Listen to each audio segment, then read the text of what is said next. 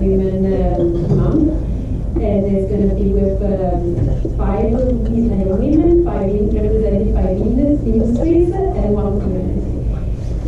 So stay tuned for that one coming up.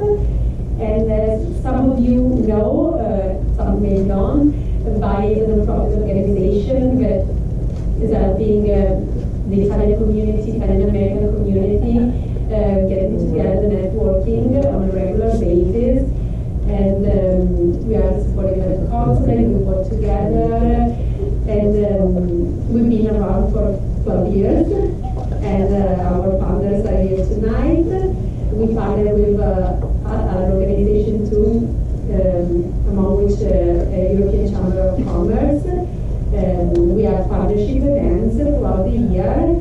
We invite you to reach out to us through our newsletter and our Facebook page and social media, so you can be updated on all our events coming up. Tonight, Matteo, one of our founders, is going to walk you through the events and introduce our speakers, and we'll get a Q&A later on. Again, enjoy the evening and thank you for being here.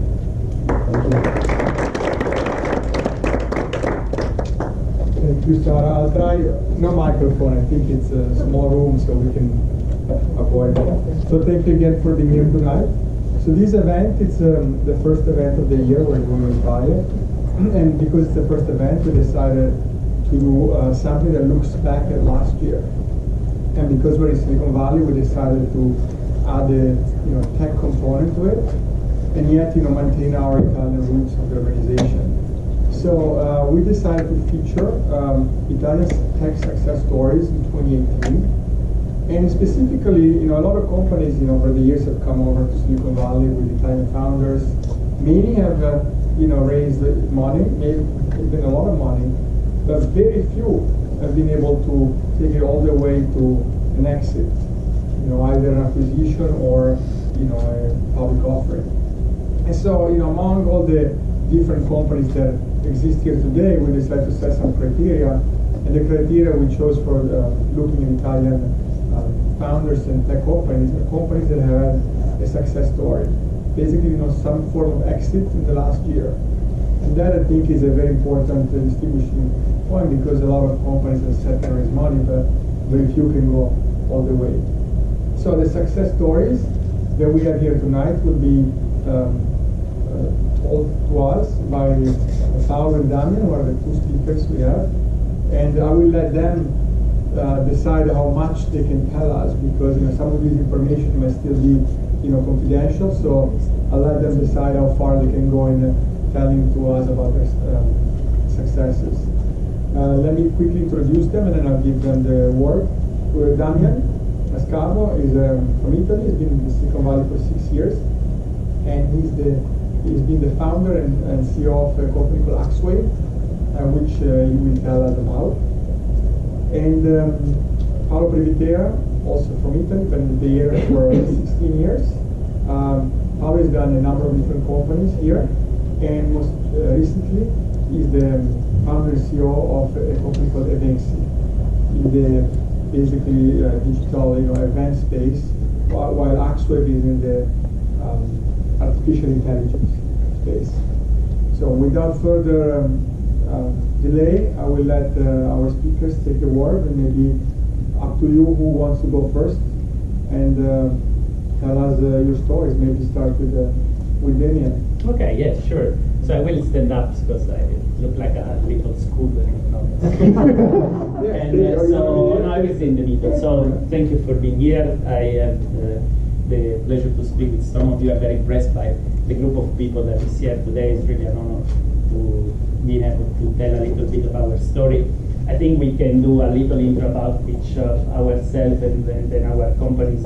And then I think the most interesting part will be actually listen to your questions and actually tune the night based on what's part of the experience, what part of the ride can be most useful for you, and so that you can make it home with something new that you learn that can be helpful in your journey. And so maybe we'll do like 10 minutes, 15 minutes about each other, and then we switch to question and answer. So I'm actually Italian-Argentinian, so I like to put that little flag also there. So I emigrated from Argentina to Italy with an Italian family. So I did the emigration experience when I was 9, and then I did the second big emigration when I was 30, from the Bay Area so from Florence, where I grew up, to the Bay Area. How many people from Florence? Tuscany? 10, nobody, only me. Okay, Argentinians? Neither. Okay, fine. And I moved over with my family. I had a kid later on here, but I started to work in startup in 2001 in Italy. At that time, the word startup was not very popular, actually, probably didn't really exist, so probably back in Italy at least. Was working in fintech, and I started to work after I dropped out from university because my father passed away, so I immediately started to work at university, from the university in the place in which I liked to work. I was a company that was developing stock exchange software. I always been passionate about finance. And since I'm very, very little, so when I was 6 years, I always asked my parents how the stock exchange work and all this kind of technology work, and they were never able to explain me anything about that. And still today, they will never be able to tell you what I'm doing for a living, because that's a typical problem, I think, in working as staff. Anyway, that company grew a lot, in which I started to work as employee number 60, spin off another company. Both of them are multi-billion-dollar companies today. One is called Ion Trading System, the other is called List Group. Both of them very successful companies, both started in Pisa, very curious. A lot of electronic stock exchange, both in Europe, in Japan, and worldwide, was developed actually in Pisa. Very few people know that. And when I was 26, I paid all my family debt. There was a lot of money that I had to pay back, and then I feel free to start my entrepreneurial journey. And I did my first hedge fund. So basically, by selling technology, by developing technology with the traders around Europe, I actually became very good at trading. So with the two best traders that I could find in Italy, we created an hedge fund. We started with a little loan, $25,000 at that time. Actually, it was euro. 25,000 euro at that time, actually borrowed by the father of a girlfriend. And then we returned that money after 2 weeks, actually. And then we keep growing from there. And I did a lot of no-profit back in that time. So I traveled a lot around, especially Africa, doing mostly microfinance. So I don't know if you know Mohamed Yunus. How many of you know Mohamed Yunus? All right, good. Which I had the pleasure to meet right after he got the Nobel for Peace, actually. And with which we did several, actually inspired to his model, we did several projects in Africa. After that, after several years in the stock exchange, I decided to take a break as a trader because I was really not as satisfied with the lifestyle that the trading in stock exchange, at least algorithmic trading, the way in which I was doing it, was it's very, very intense. We'll talk about that later if you want. I then decided then in 2010 to sell my share in that hedge fund, and I invested and I started to scout Italy in the startup scene. There was very little or nothing. At that time, there was like $10 million per year in investment in Italy, and I was able to catch 2 of those $10 million and invest in a company that was actually the original designer of a lot of motorbikes behind Piaggio, Guzzi, Aprilia, Triumph, and many others. How many of you know, for example, the Piaggio Z, the Hexagon, the Aprilia, Pegaso, the Moto Guzzi brand? So all these were actually designed by a small team near Milano, and they designed also a 3-wheel scooter that they sold to Piaggio, become today what is called the MP3, very successful in certain cities in North Europe. And then they designed a 4-wheel that they didn't want to sell at that time, and so together we created a company around this 4-wheel vehicle that was similar to the MP3, except that was much more lighter and simple to maintain, simple to run. And it was an immediately success in terms of, during the startup, we managed to raise these first 2 million, but also $50 million in orders worldwide. So basically what I did in that case, because I was in charge of that part of the project, was actually traveling every country, meeting every distributor of every motorbike in that country, and ask them to do an auction, to participate to an auction to become an exclusive dealer of that new vehicle in that territory. And that put together about $50 million in orders for the first 3 years of production. The product went in production in 2014, so I was like pre-selling 4 years before the production line actually started. I left that company not because I didn't like the product or lifestyle, it's because I did a very classic startup error. The product was great, but the team was terrible. You cannot really, you can improve a product overnight, you can improve a team, but the founders, if the founders are not good, it's over. Like there is no real way to change people overnight or in the, so it's very important. That was one of my first lessons, is the importance of a core team. The founder need to be fantastic. If the founders are not fantastic, it's very difficult for a startup, even with a great product, to actually do something. Because, for example, in that case, these co-founders were very scared about everything. So to lose the company, to lose money, because for 15 years they've been developing motorbikes in a garage. So from doing that to doing a successful startup to scale it worldwide, it's completely different mentality. And so it was very difficult. So then I decided to leave that company, sell my shares. And then is when meeting people around the world, I decided that the next one has to be in the Bay Area. So I started to come here more often, and we started to have some interesting idea back with a group of friends. And then I met the right co-founder at that time. His name is Loris. He's a nuclear physicist, with which we was talking about a product that was related to audio recognition. We're going to talk about that in a second. That company was born and immediately here in the Bay Area. We are talking about June 2013. Was born with very little money at that time, and with a lot of effort by the founders, but also with a lot of skills. The core team was very strong. The core team of Axway was very strong in every division: finance, tech, customer relationship. So every core division of the core team of Axway was very, very strong. Still, we was missing some key elements. For example, we didn't have a strong networking in the Bay Area back in 2013. So it took about 2 years for us to really start to network with the Bay Area. Actually, 1 year and 1 year. 1 year definitely took to start to network with people in our industry, to start to gain credibility, to start to attract money from the people that was not just family and friends and fools, as they say, back in that time. But it happened, and from there we started a very impressive growth, because we was able to double revenue every year, so 400,000, 800,000, 1.6 million, 3.2 millions. Then we decided to do a spin-off on an amazing company called Bit Forecast, and we will talk about Bit Forecast later, and sell the mothership that at that point was mature for selling. We was hit by a lot of, can I say the word shit? No, I cannot say it. Was hit by a lot of problems, and there was tumor involved, there was family issues, there was market craziness going on all the same year.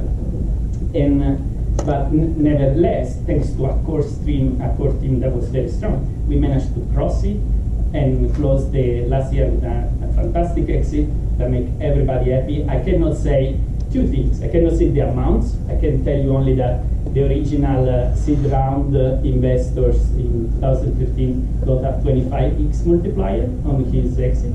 And I can say that the data will become public available in this month of February.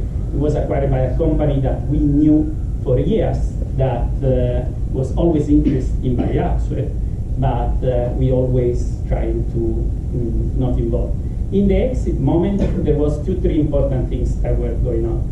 At the beginning, we had interest from a big company, we can say that one, Amazon, that was very interested by Axwell and did a deep due diligence and said yes and prepared the term sheet. And then the day in which we had to sign the term sheet, actually they withdraw. They withdraw because they acquired Wolf, and the acquisition of Wolf was a mess, and was the same team that was dealing with us.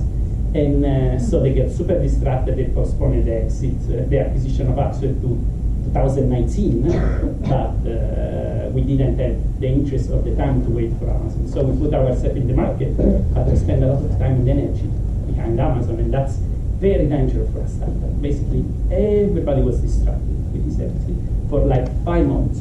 So the product didn't improve, relationship with customers didn't improve because all the attention was to this exit. So it was a very, very dangerous situation.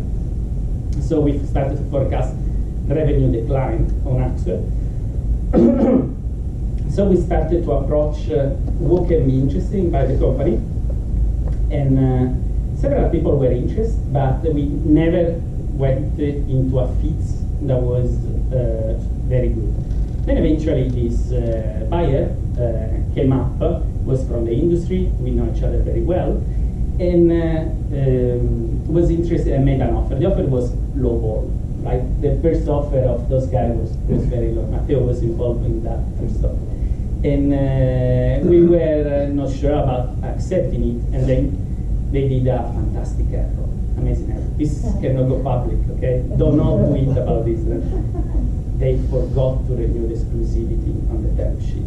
So what's happened is that when the exclusivity in the term sheet expired, I immediately started to talk with other people, and there was a public company that was small public company that was interested in buy us.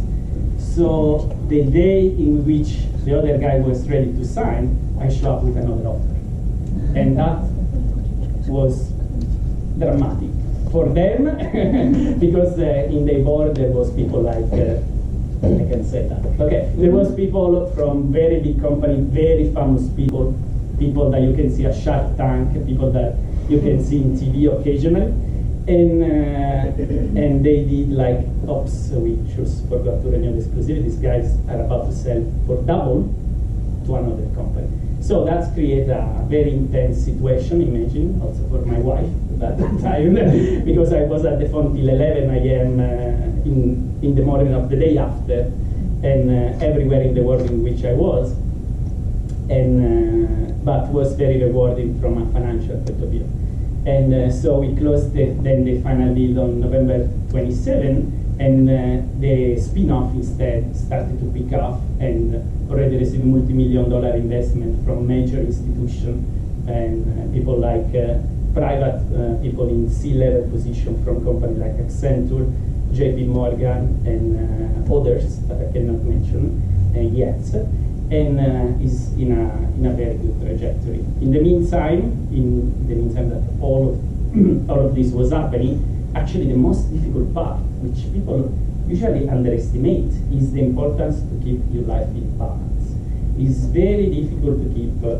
Maybe you can do a startup. The thing is, it's much more difficult to do a startup and not mess up your life in the process of making it. Health, family, friends, yourself, your body, and all the key aspects. So actually, one aspect that is always underestimated in a startup is how to keep the life in balance. And I think that's what make it or break it founders, and that is what make it or break it startup, is the ability to the founders to keep in balance, have a healthy life in the moment. You can have an unbalance, but it need to be short. It need to be few weeks, months, max few months. It cannot be years, because if years, and even if you do something good, it's the last thing that you do in your life, because you are completely good now, then you don't want. So actually the most challenging part was to keep life in balance and handle all this energy that the startup require and startup put on top of in your sensor, and to handle it properly. I think I want to stop for the general presentation here. I would like Paolo to do his second half of the presentation. And then I think the most interesting part will be the question and answer that can come together. Unless there is some urgent question about what I just said, I can not. Okay.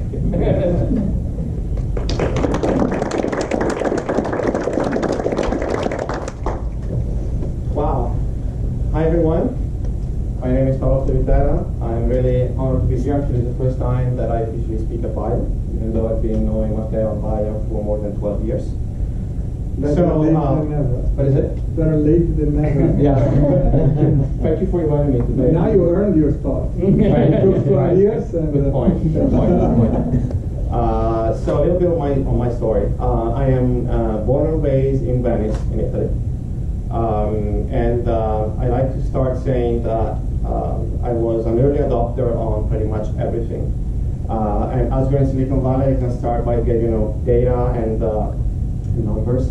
I was within the first 5,000 clients who bought a book on Amazon. I still receive a letter every year from the CEO of Amazon thanking us to be the first clients. So my first book was 1997 on the alpha version of Amazon. I was able to get a hold of NASA in 1993 by sending an email to info@nasa.gov asking for help for a book project, and they sent me actually a telescope. They sent me the Hubble telescope, a miniature like this. I brought it to school, and the professor, instead of being happy, wanted to kill me because actually, I was showing off instead of it. Yeah, true story. When I was 16, that means 1994, I started my first tech company in Venice. It was a small website development company with myself and sometimes another person. And I was going around when I was seeing a company that needed, at the time, a website. I wanted to propose a website. Everybody needed it, but they didn't know they didn't. So it was a time when companies were fighting over how to get the best fax machine.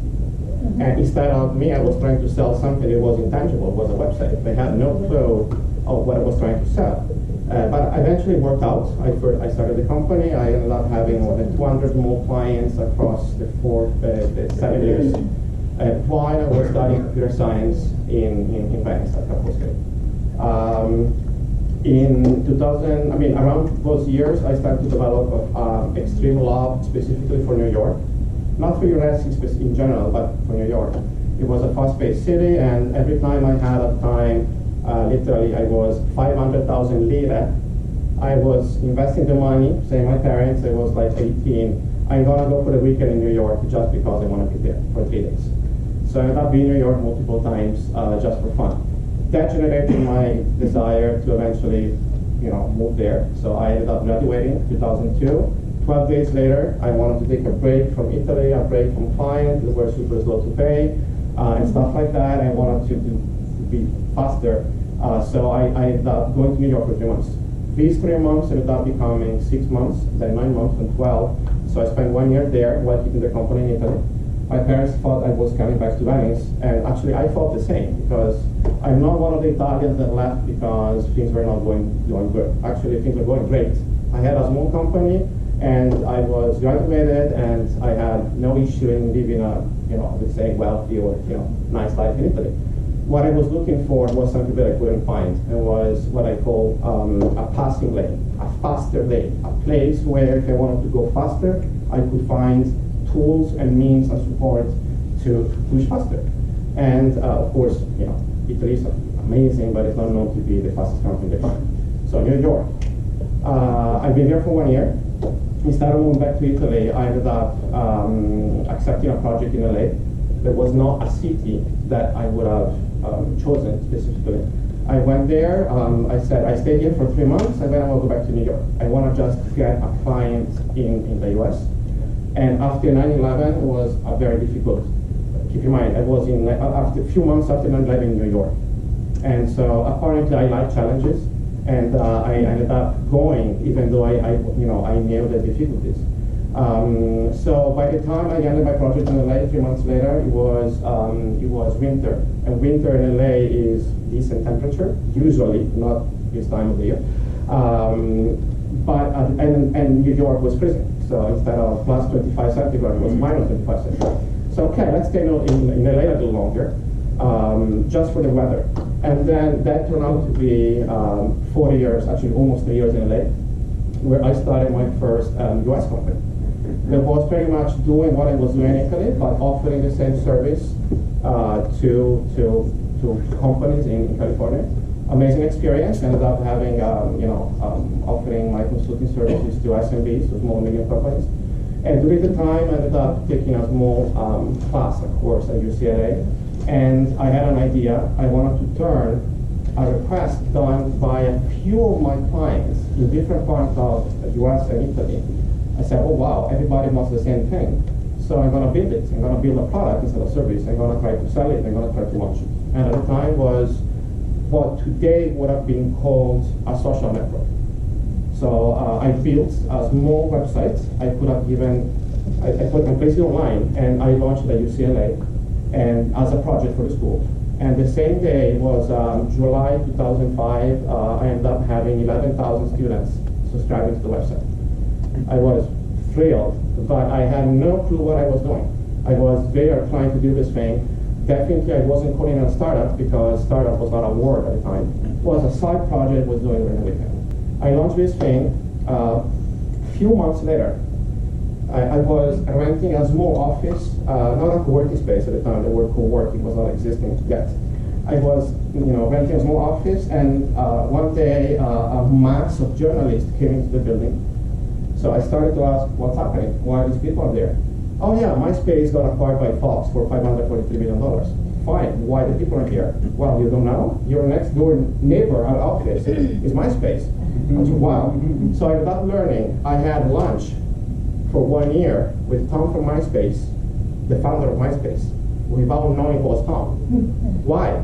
We didn't want people to know it was called MySpace. Actually, the plate on the door was Intermix. And actually, if you check your email from those years, you're going to find Intermix as the legal entity. So why am I telling you this? Well, because in that moment, instead of saying, wow, a social network that is similar to what I was building got acquired, that means I have somehow an opportunity. Now, I got scared. So I'm thinking, yeah, there is not enough room in the market for two social networks. Yeah, right? So I ended up slowly kind of abandoning the project because I was in LA in 2005. I had no advisors. I had no investors. I didn't even know there was such a word such as advisor for startups. And so I ended up kind of abandoning the project. And I eventually moved to San Francisco in 2007. Few people know I actually moved here, and Matteo knows that, not for a tech company, but for a design firm. An Italian design firm who wanted my consulting here from LA. So they were the trigger. I moved here in 2007. And I came here. Around that period of time, Facebook came out. And the homepage of Facebook was very similar to mine. Yeah, right. I'm not saying they copied my homepage. Actually, I'm sure at the time there was 3,000 small startups doing social networks. And of course, Facebook became the place that it is. But I felt bad because I didn't pursue my project. I was just scared. And of course, the market is humongous. So another lesson learned that did definitely trigger me. I was at the office, at my client's office in San Francisco, where they were pretty much allowing me to use a desk while I was still living in LA. I was commuting every week in LA, San Francisco, because I wasn't ready to move here, but I wanted to move here. I was fascinated by Silicon Valley. One day, a guy came to the office. I don't know if you know this story. A guy came to the office asking if he could sell his product, his startup. And we ended up not buying the product, but we became friends. I became friends with this guy. I invited at my place. I taught him to cook dinner, to cook pasta, stuff like that. And 1 year later, he said, I'm going to kill my startup. I'm going to create a new one. And I'd like you to help me to be our co-founder, CTO. And I was hearing these stories, as everybody was, thousands of times a year. People when I hear. It was one of them. I ended up very humbly saying no to that. So I rejected the offer.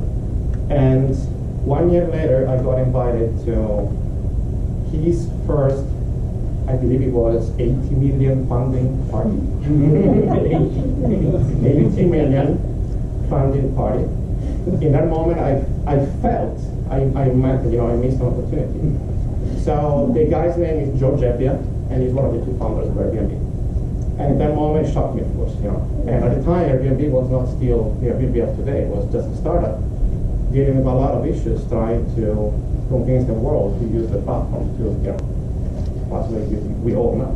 We are still friends. He's a great friend. He is still chat. But it was another lesson, a reverse lesson, because actually the message is not that I should have accepted the offer if I knew it was going to be Airbnb. No, I was honest with my beliefs. I was honest with my project. So there are no regrets if you are honest with yourself every time you make your decision of your project. And in Silicon Valley, there are thousands of people with ideas, and only few make it to be, a very big successful company. But there was a reverse energy effect. So, oh wow, I missed that opportunity. And actually, my job is maybe if I joined the company, if I joined the startup, today Airbnb would not be a successful company. I would have been a bad CTO for the company. So the lesson was, if you really like what you're doing, and you can be bombarded by opportunities here. So keep doing what you do. Keep doing what you do, because if you trust that you can make it. Sometimes it's difficult, and actually it is difficult. It's very challenging. So long story short, I ended up starting my first, what I call it my first quintessential startup journey. But it's actually not Evency, it's my previous company. The name is called Piquan. Piquan, I call it the quintessential startup journey because actually we covered any possible thing that a company can happen for a company. Family and friends money, you have an amazing idea, you go to do some pitches at some events. Actually, we got some prizes from PayPal X competition at the time. We're all over the press and the news. And even though we didn't have a product or a prize list, thanks to a press done by a random journalist of these events, IKEA called us the day after, oh, we want your product. Wow, we don't even have a product. It's such a kind of an idea of technology that we throw out there at the event. So this IKEA thing turned out to be, oh wow, now somebody wants us, we need to come up with prices on our product. So we ended up building a company around clients' needs. And Piquan, in very short, it started as a survey company, similar to SurveyMonkey, for instance, that eventually became our partner. But it ended up becoming a data analytics company. So we could analyze people data starting from any data point. Like, you give me your email, I tell you your age, your gender. And it was very early for those years, and some companies didn't understand what we were doing, 2010. I needed money. I decided to do this company. So I needed money, and I was hard to fundraise at the time. I mean, for me, at least. So I took 2 years a job offer, very unexpected. I took it technically from London, but I worked between Venice, Milan, London, and New York, commuting every week between these cities, and San Francisco because I was still living here. And I was head of innovation for GroupM, the world's largest media company. I was head of innovation for Europe. And it was an amazing job, and I ended up taking it. It was a learning experience, it was some money to fund the company. 2 years later, I quit, not because I didn't like the job, but because I wanted to pursue my startup. And in the moment when the first investors told me, Paolo, you need to go back to Silicon Valley. They didn't give you some of the money for you to stay in Europe. Go back home. Literally, I landed in San Francisco. The same morning, it was January 5th, 2012, I got an email from the government of Chile saying, you got selected, come to Chile, you are one of the first 10 startups, we're going to give you $40,000, I spent 6 months here, this is a New York Accelerator program, you got selected, come here. Wow, Chile, Chile today maybe it's most known, but at the time was not known to be a very, fast-paced tech city, country. So against all odds, making my investor upset, I ended up moving to Chile for 6 months, thinking that it was a good chance because we were still having issue with the investment fund. So I went there, everybody was against me, the board wanted to fire me, and eventually 6 months later we ended up raising $1 million from Chilean, Latin American, and US investors from Chile. And after twice we tried to get into 500 startups, one of the top 3 accelerators in the world. We got 2 rejection while staying in San Francisco because we won the best startup of the year in Chile. So 500 startups called us saying we want your accelerator program. So wow, you rejected us twice last year, but sure, we are here. So I flew back home and we ended up raising $2.4 million for the company. It was a humongous challenge. I had a difficult year in 2013. At the time I had been told that I had cancer. At the same time, I had a severe breakup. Now I'm beyond happily married. It was a different story. And my co-founder left. And it was very difficult. 3 pillars, that's our life. You have work, you have health, you have love. And I technically failed all of them. So 2013, while the company was going like that, super few clients, issues, money, had clients complaining and stuff. So I ended up reinventing myself. It took me 7 months. I learned that I didn't have cancer. It took me 4 months to learn that from doctors. So I was super sane, but it was a mistake. And I had to fix the company. The company was failing. So I literally, I ripped out my sleeves, and I've been able to raise more money from cool investors, and I eventually brought up the company to an interesting level of success. We ended up being in a situation similar to where you were. So we got approached by 2 companies for an acquisition. That was our best bet at this moment. And both acquisition offers, after several months of due diligence, soft due diligence, we did that involving everybody, it was a disaster because they both said no. The first one, but it was a soft one, was not. But the second one was very difficult because after 6 months of cleaning the company, getting ready for the sale, and your focus is not anymore on clients and sales, it's focusing on the acquirer. And the very last second, I flew to LA because the acquirer is a big meeting from LA, and they put in front of me on the table. I was waiting. I'm like, it's done. I'm here to sign. Literally, I flew to sign the final agreements. And actually, there was a piece of paper, and there was stuff on the table with their lawyer and stuff. And instead of the hour agreements for the acquisition, it was a letter that I was supposed to sign saying that I was going to quit the company, my own company. And on the side there was literally a $1 million check with my name on it. And the $1 million was not the amount for the acquisition, number one, it was much less. And I would have not expected to find a check with my name on the table. That never happened to me in my whole life. $1 million is a humongous amount of money for me. So, I was scared to death because from one side, oh my God, this is, I could accept it. And then I said no. And my ethical sense is stronger than anything else, so I said no. And the acquisition failed. And of course, I lost an opportunity, but I feel so well because I would have screwed my investors. So eventually, we ended up signing a deal. I took a few months off because the company was already not doing super well, even though we still had clients. So I took 1 year off consulting for other companies. The same year, something amazing happened. I got married. 1 year later, I had my daughter was born 2.5 years ago. And roughly in that moment of pure entropy, I ended up falling in love for business, not for real romance. I fell in love with a guy, the main founder of the company that we co-founded today, that is Vinci. He's a guy from Modena, his name is Yuri. We met here, actually in Modena, but I met him here for a company in San Francisco for Singularity. And I came up with the idea with the guy, and he already built his initial piece. They already had some good traffic, and he needed help. We wanted to do it together. So I ended up accepting to join the company, even though I knew it was going to be another risk. It's another startup with no revenue. And I'm lucky my wife supported me, but supported me psychologically, definitely. And I ended up being full force into the new company. And in the last 2.5 years, it was an amazing journey. We ended up growing to what we are today, and what is today Evensi. Evensi today is de facto the world's largest events discovery and promotion platform. We have about 150 million events worldwide in 50,000 cities, 120 countries. What does it mean? It means that you can go on our website anywhere you are in the world, San Francisco, Tokyo, a small town, in Paris, in Venice, and we tell you the best events that happen in town. We do that because we are an aggregator. We are not a ticketing company. We aggregate data from ticketing companies. So it's kind of a Google for events in a way, but with some sort of artificial intelligence where we tell you the best events per year. And we do that because actually I ended up buying through an investor the technology of my previous company. So Evensia on paper acquired my previous company through the money of the same guy who didn't acquire us.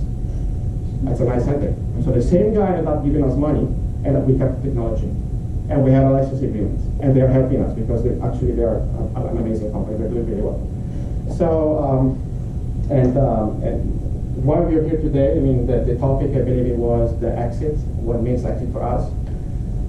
So we just raised $2.5 million a few weeks ago from Italian, American, and Australian investors and VCs. We are filing as I speak, and I got approval, I can say that. We are filing for a small IPO. We're doing an IPO in Australia in a few months. We've got a lot of approvals and due diligence, so I believe it's going to happen for real. Why Australia? Well, it wasn't planned Australia. Exactly like it was not planned to be in Chile or was not planned to be in London, but it was very serendipitous. And we like the guys who proposed the investment, and they're really legit and successful, a lot to learn from. And Silicon Valley, even though we have the biggest amount of money for venture capital in the planet, it's not the only place. And these guys promise a faster fundraising, and that actually very good word because that happens and it's happening. So we're doing this small IPO.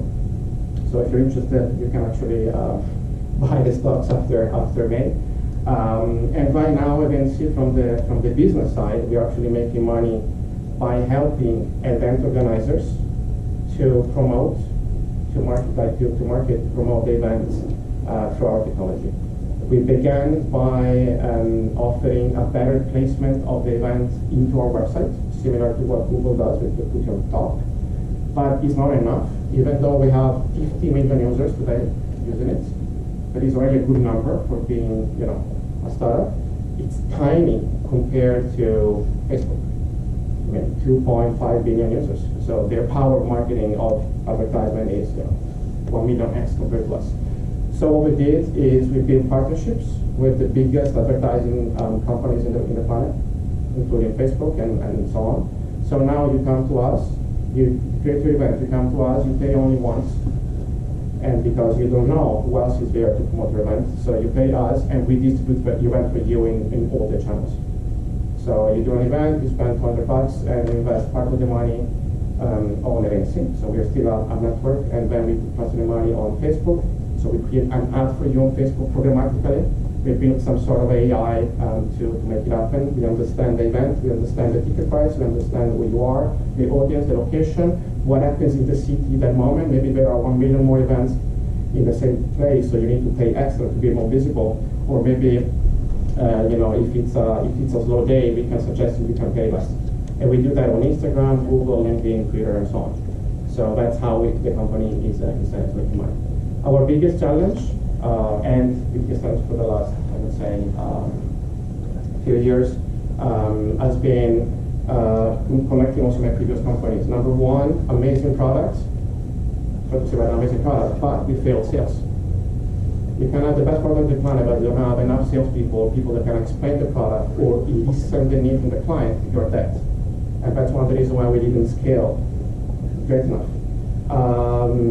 Issue we're having here, I mean, I'm very humble. We have team management.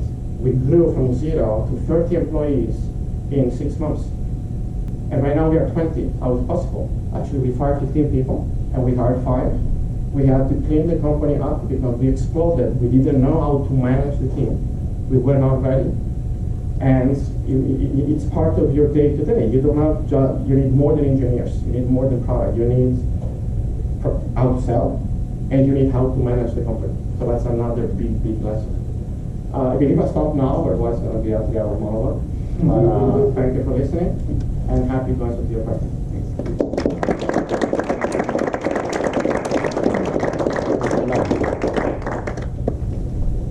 I have one question for both of you. So let me open the question. Yeah. So as foreign founders, from your stories, it sounds like each story was pretty difficult. You know, your entrepreneurial journey was not straightforward. What's the number one difficulty you found as an entrepreneur here? The biggest difficulties as an entrepreneur in Silicon Valley? To launch it, coming from Italy and launching a company here. Do you have 3 hours to listen? one thing. One thing. Just for people to go, I'm going to start crunching numbers. Yeah, I can go with this one. So the thing is that when you change a country, you can be prepared as much as you want, but it takes time to adjust to the new country. And that by itself requires some energy. But the second big amount of energy that is required when you start a company in a foreign country like we did is definitely the creation of the new networking, the new life that comes with the new network. So I like to think about other people like another part of myself, another group of a neuron network, okay, of brains that work together and each of them go in one direction, but at one point we can all go together in a specific direction. And I think that when you arrive in a new territory, even the most fertile possible, it takes time to create that big brain that is necessary to make a startup successful. If the success is never individual, it's always a group effort. In US, we tend to put a lot of focus on the single individual, but no, it's not Mark Zuckerberg that is Facebook. It's a lot of people in Facebook. Mark is the face and the original idea, but between that and that, there is a ocean of drops of water that make that what Facebook is today. So actually, so it's always a group effort. And in this group effort, all the startups go through struggle, like the most famous one, if you read about them, to the smallest one. I'm an advisor at Singularity University. I'm a mentor of startup there, and I see always the same problems. It's very, very common, and especially for the immigrant people. And so the journey is kind of that one. It's unbelievable how you could standardize the journey of a startup, and it's always very difficult. I never heard of an easy startup. You go and you did it and you left. No, never heard about it. And even if it happened, it's just a coincidence. It's not what really happened. And I think that the real care that we need to put, and for this BAIA can be very useful, and in general this kind of point in which we connect with each other before the conference or after the conference, is really to create a relationship with people, because it's through relationship with people that things really happen. Then you need initiative. We can talk about how individual initiative can change relationship, a group of relationships. But definitely the most important, I think, is in create that relationship with the people when you arrive from zero to what it takes. Funny, actually, my answer would have been very similar to yours. In one word, I would have said reputation, to build a reputation, specifically from overseas. You know, if you're not coming from a major known, just say, you know, MBA school in the US, even though you come from a different country, you come here and you're nobody at the very beginning. And even today, even, you know, I would say 17 years after I moved to the US, it's even more complicated for people coming in with building a reputation. Why? Because the noise from events, from data, from people coming. Because there are 50 times the people coming here to do startups, and even, you know, I call it startup in Silicon Valley fast food. People coming here for a few weeks, trying to raise money, trying to sell the company, and they expect to do major things in 3 weeks. So even these people is noise, and on top of people that are here. So trying to get out from the noise and showing to your the person you're talking to, could be your investor, could be your client, your partner, that you are not just a meteor that is passing by that comes from nowhere, but showing that you are reputable, that you have a trusted network of connection, that somebody can make an intro for you. That means there is an extra link to a trust graph. That's crucial. And that's why actually I value my biggest asset as a person in terms of not something intrinsic of my DNA and my brain, but something that I have built is network. I have 19,000 people in my LinkedIn, people that is not random. I am shaped, I spent time, I met, and I built a liaison. And this is crucial. And that is actually represents the number one reason why being in Silicon Valley today, from outside, networking. Networking and energy is my top two reasons and frictions at the beginning. Yeah, and you never really know where the value will come or how the value will come. For example, one of the first trip that I did here, I met with Fabrizio Capobianco.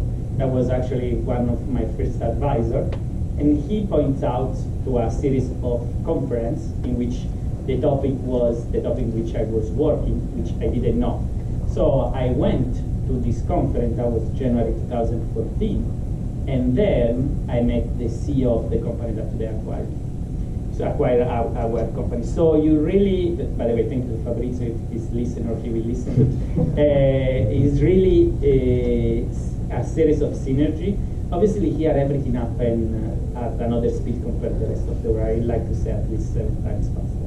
And through all this synergy that incredible things happen. Is trust, is giving trust, is trust that get transferred. And it's something that is particular of this area. It's very difficult to get this kind of trust in Italy, for example. When you present your idea in Italy, it doesn't receive that kind of trust that receives here. For give you an example, at one point I need to speak with the Comscore COO. Comscore, how many of you know Comscore? None of you. Okay, it's the company that tells you how many people is going to today using Facebook versus how many are using Google versus how many. So it's the audience measurement for internet. And I need to speak with him, and I just send an email through LinkedIn because we had a common friend, and that allows through LinkedIn to send a direct link. And the guy not only answered interest, so a C-level of a multi-billion-dollar company answered interest, but he actually took a meeting, and he became one of our main customers. And if you write tomorrow to the CEO of a public company in Italy, it's not the exact thing that is going to happen, okay?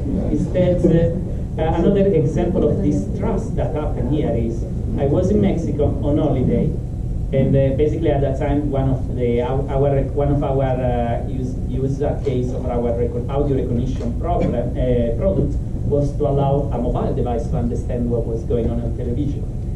And I was in Mexico first week of holiday after 2 years of intense startup. And Amazon do a press conference in which presents a product that was identical. Panic in the company, oh my God, they copied us. They even call it similar way. They're exactly the same. And when I read that, that's also important to have the right mentality. I say, wow, this is a big opportunity. We have been doing this for 2 years. We can teach them something, no? So it's also important to have the right mentality there. And so what happened is that I wanted to speak with Jeff Bezos. It's not very easy to speak with Jeff Bezos, I gave you a minute, as you can imagine. So what I did is create a small Excel simple program to guess his email. By the way, it's Jeff at Amazon. And he actually answered me in 3 hours. Again, guys, now he's the richest man, the richest couple in the planet. And he answered in 3 hours, and that triggered what was one important acquisition event, which I passed. Be careful by the time. I passed on a first offer of Amazon back in 2015 that could have transformed his exit instead of a 5-year in a 3-year journey, which is awesome. 5 years is awesome, but 3 years would be like super. Anyway, so again, if I write an email to think about any C-level in Italy, tell me after and if somebody's going to answer. No? So here is different from this point of view. Things happen on another stage. Obviously, you need to be bold, you need to be proactive, you have to have the right mentality, but the credibility that comes from in here. And I'm still in great relationship with that Amazon team. even if they don't buy us, they don't buy that company, who knows in the next 20 years, right? So it's very good to keep those kind of relations. They later on bought Twitch, the same team, for $1 billion, and they were involved in another acquisition, which I was aware because I was talking with the same guy, that were one meeting in our room and then another meeting in another room.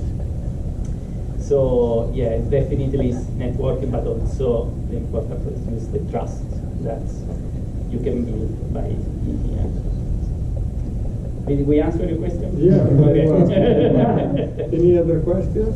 Don't be shy, like can be, yes? So you're saying it's an AI company?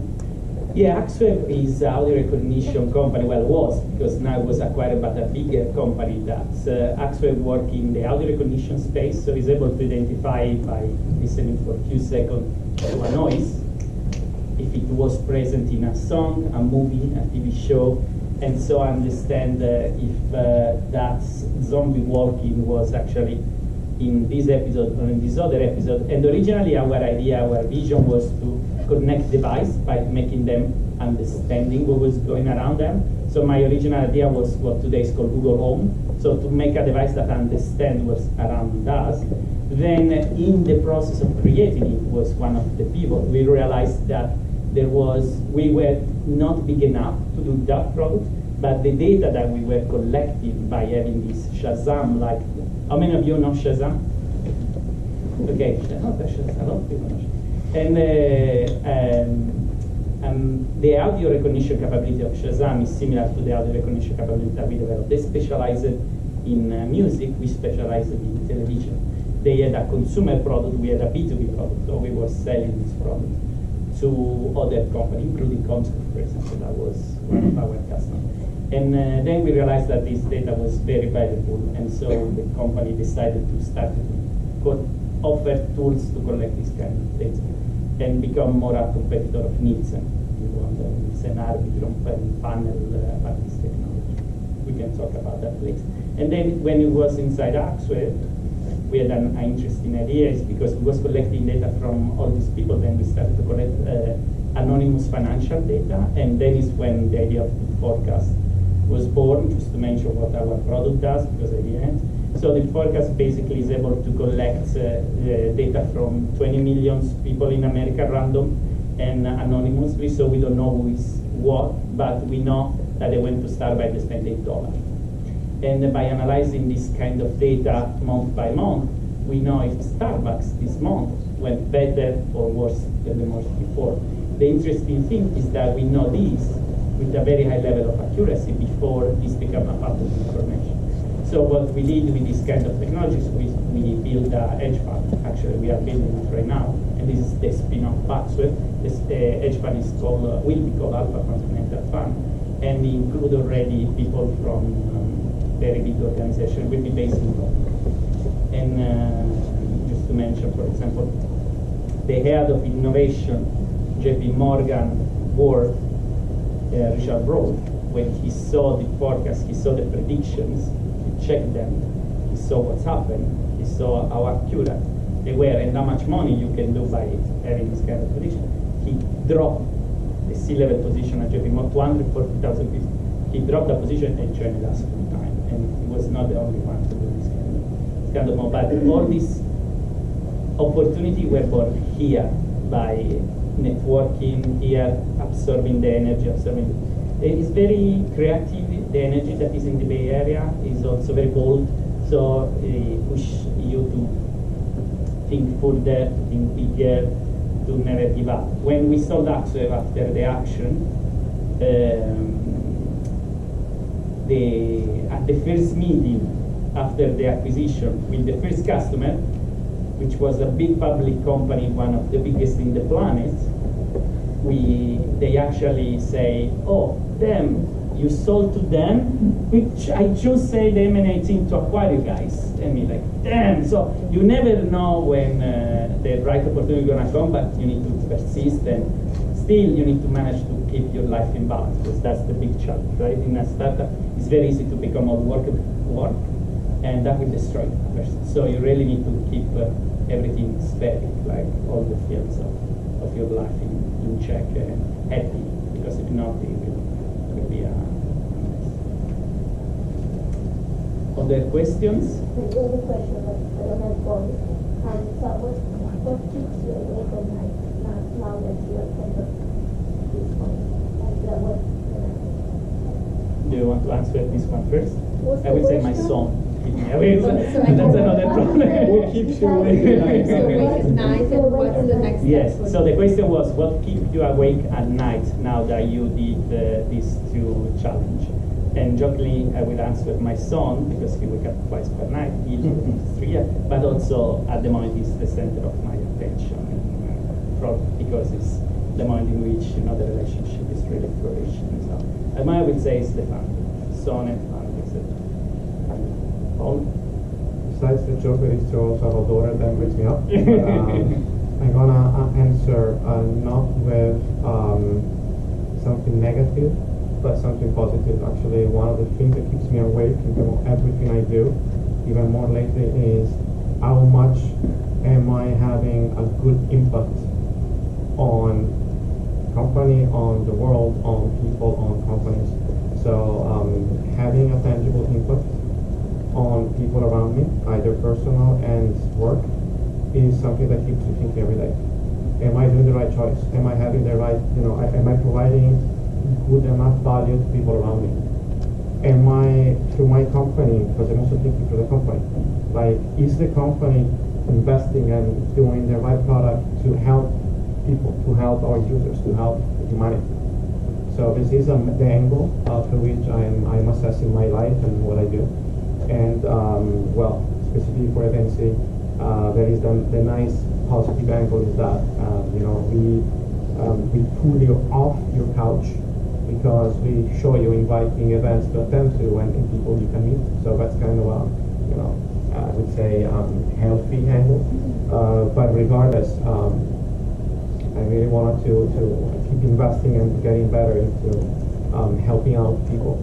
And I'm mentoring startups and accelerators, so I keep asking them after the mentorship session every time if they believe I had a good impact or if it's just somebody bluffing. And that's how I'm, the lens through which I'm seeing the world. You make me remember also, both of them make me remember Anders and Horowitz, they wrote a book about a year, that now they are one of the biggest VC funds in the world. And they say during the intense moments of my startup, they say, I was sleeping like a baby. So it's wake up in 2 hours and cry. Was that difficult? So startup in the tough moment become very tough. So you really need to be very balanced to wander with that one. So just go through whatever is on the path and get your goal. Yes. So, an astrophysics question. based on your experience so far, how would you choose the team for your next startup? Oh, that's a beautiful question. Do you want to go first? Sure. I really like your question. This is actually a very ongoing topic at my company, even for the hiring that we need to do. But the short answer is, and what I learned these years is, you need to have very clear as a founder 2 things. One, your vision. You almost have to have a tattoo that you repeat without even thinking about it. So you need to share the vision to the person you're hiring or picking, and the culture. You need to set these 2 things. And to make it, to say out loud, and you need to explain this is our vision and our culture, and this is of course our mission. And if you fit these 3 pillars, then, and of course you have the right skills, but I take it for granted. I wouldn't hire somebody that doesn't match with the need. But on top of your skills, you need to match these 3 main pillars. And if you do, then the person is welcome at the company. Yeah, I will underline the importance of having a goal that is aligned in the medium long term, because if you are looking for a person that has to travel a lot and he don't want to travel, or he wants to travel only for 2 years, you need to be aware of that. I think I learned, especially in the last years, that a good hiring is a person that if he is a CEO of another company, you would work for him. So this is something that I learned, that if you hire people, that if tomorrow they do a company and you will work for him or her, then you are doing a good hiring. If you are in a person which you will never work for, you are no, you are very big time.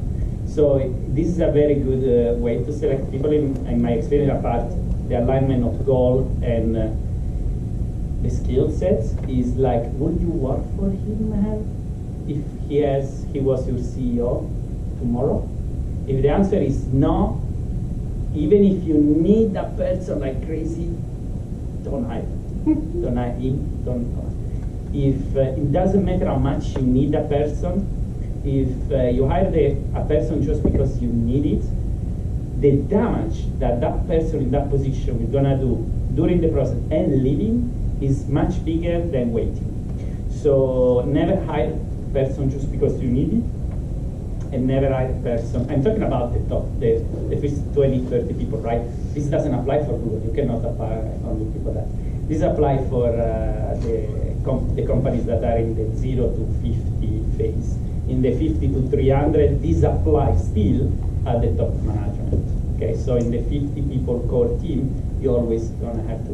And the company that acquired us, the C-level did an error in one group, two divisions.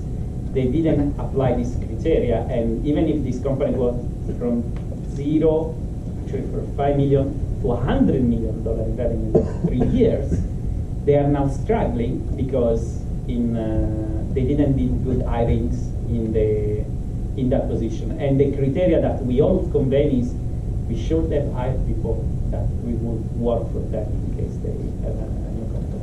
Okay?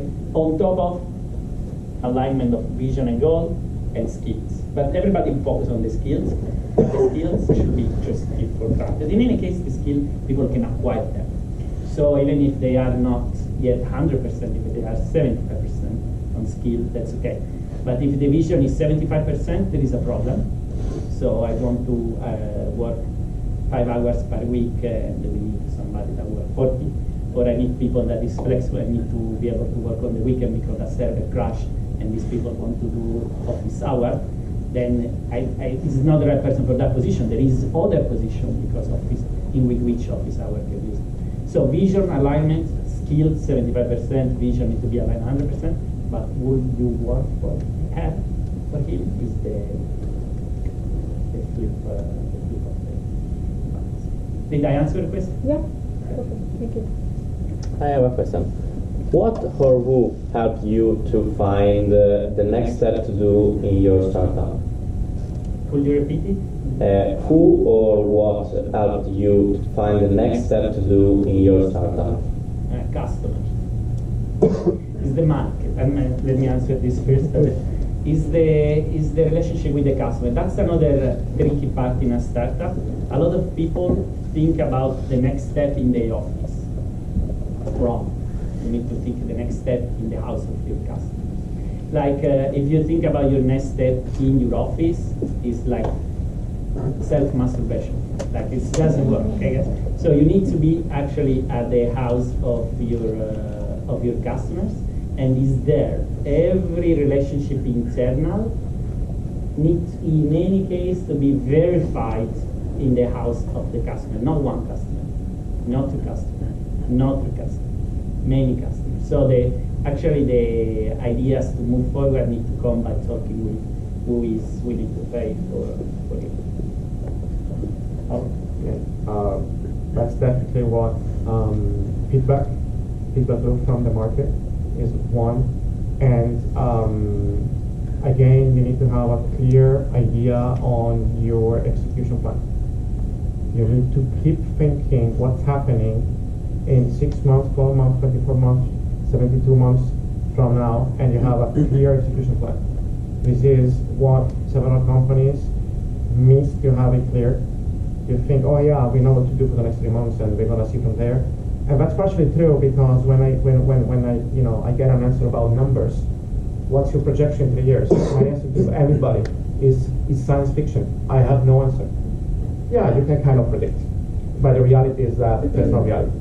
So the execution plan is the one asset that is going to protect you against all the possible criticism from investors, from stakeholders of your company, from shareholders. And so the answer reversely is like your execution plan is the piece of asset is going to provide you with the answer. And another important, we will talk about that another question. Okay. Was the right answer? Did we answer that one? Yeah. Okay. You want? Okay. A quick one. What have you unlearned? Unlearned. What did you not learn? So I learned a lot of stuff. The first stuff that I learned was with the Quadro, the motorbike company. The first one that I learned is the idea that you can change people. It's very difficult already to change yourself. Get out of the megalomania to be able to change. So that's one of the first things that, probably the first one that comes to my mind. And the second one is related to it take always longer than you think. So when you think it's going to take a certain amount of time, is actually, and you need to unlearn that things happen fast and quick.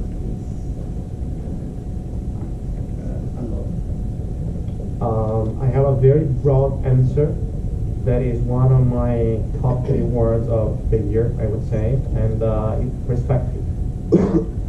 So when you're doing something, even though you have an execution plan, and you're doing your daily routine, you're following the path, even though you're very creative, still you are stuck into your boundaries, into your perspective, and it's incredibly easy to lose perspective and to get not just a sense of what's happening maybe from the reality, maybe your plans, but you need always to try to get out from your office, get out from your city, from your country, get out from your routine and see from a different perspective if what you are doing as founder, manager, or what you're doing as a company is still valid and still connected to your vision and to the people you want to have.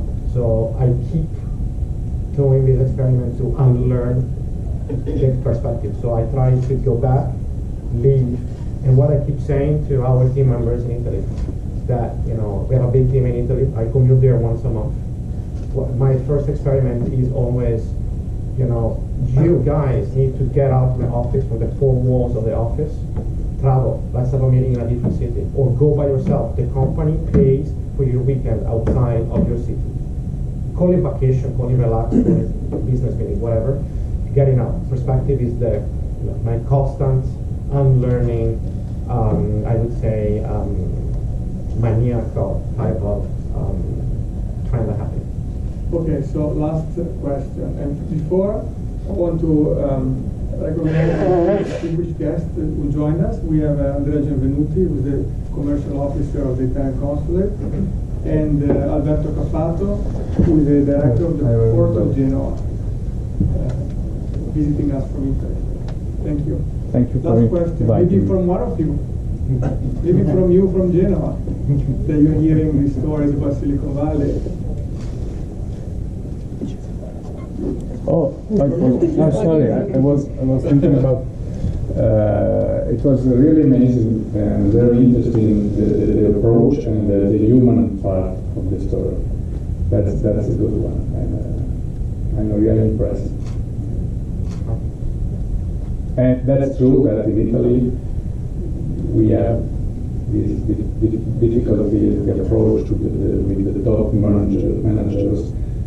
Perhaps sometimes they lose opportunities in that way. That's really terrible for our country. Obviously, it was not Jeff Bezos that read my email. First was for sure filtered by a secretary that then sent it to the right person. So there was an organization there.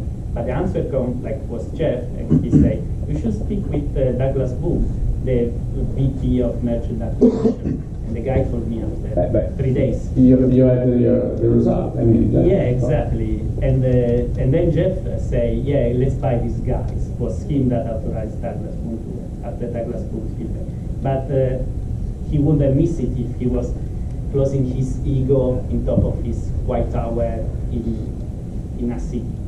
you know, that's good to go to the source of information. The problem is cultural. Yeah, exactly. If there's not this bilateral approach, it's a pity. One more question. Okay, the last one. So, what is the main difficulty, if you have to pick just one, the main difficulty that you can find, like building a startup in Italy that you don't find here? Okay. No, you go. The main one, that's the tough. I believe I have a fresh one. Fresh because it's happening to us in the last few months. We've been dealing with a lot of Italian people. Making your team understanding the culture and the vision I was sharing earlier in a proper way. Like what here we give for granted, like, oh yeah, I'm going to explain to employee this is the culture, the vision, and skills, and then there is a monthly hire. But here is normal. Here is not. So difficulties into sharing the value and sharing what you're really building as a global company that is unrelated specifically with just Silicon Valley. It's a global approach with the people there. They sometimes, even though they are great engineers, otherwise you would have not hired them, but they don't get the same feeling. So it's hard to say, hey, you have stocks at the company, and here's your stock option plan, and they have no clue. So it's not their fault, but in a way it is, because actually they can learn. But issues that even though to explain, we still live into their own little world, and this is a big issue, because it's hard to transfer the value that we are doing at a global level. And this is an issue why? Because it impacts the operations. They have no idea about a production bonus works. They think that production bonus sometimes is, oh yeah, I stayed 3 more hours Friday night between 6 and 9 p.m. then you have production bonus. No, I don't give shit, sorry. It's about the, your impact. Your KPI end of the month, what that produce. You can even work half of your hours and produce more than I'm happy. So that's an issue. I mean, employees' relationship, providing the trigger to make them do better, that's a big issue for us. Okay, well, thank you very much, Paolo and Damian.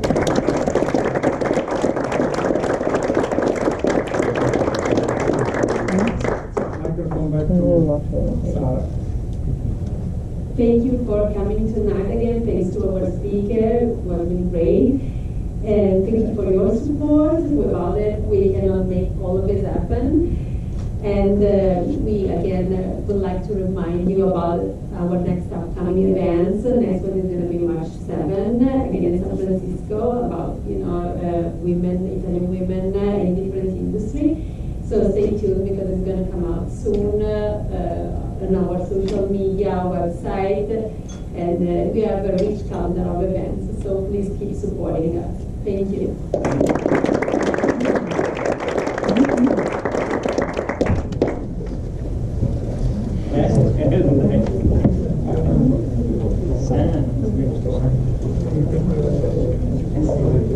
No.